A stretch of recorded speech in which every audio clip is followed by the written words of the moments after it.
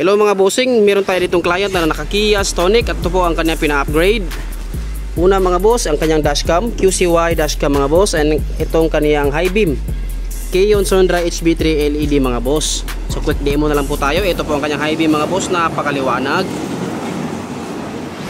Yun mga boss. So meron itong warranty 3 years and 6 months mga bossing kapag dito kayo nagpa-install sa Andre Auto Accessories. Yun mga boss. Yun mga bossing ang dashcam ng ating client, QCY dashcam mga boss, F24, may 4K plus 1080p resolution. 4K po yung front, 1080p po yung reverse camera mga bossing. Yun mga bossing, front plus rear combination. Swipe tayo mga bossing para sa front lang.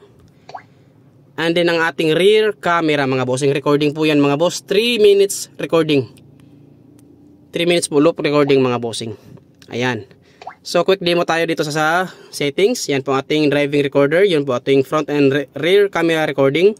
Smart driving mga boss sa ating mga sensors, ADAS, PSD, LCA. File management mga bossing. Dito po nakalagay ang mga video files mga boss. Driving settings. Ito po yung settings ng ating camera. 4K plus 1080p. 3 minutes loop recording. And so on mga boss. System settings. Ayan po, dito rin nakalagay ang ating sa Wi-Fi app. Ayan mga bossing. Ayan po mga bossing, kung gusto nyo magpa-install ng ganito, visit na sa aming shop dito sa Andres Auto Accessories. Mga bossing, located po lang po tayo dito sa Diversion Road, Bara, Opol, Misamis Oriental. Kita-kits mga bossing. Peace.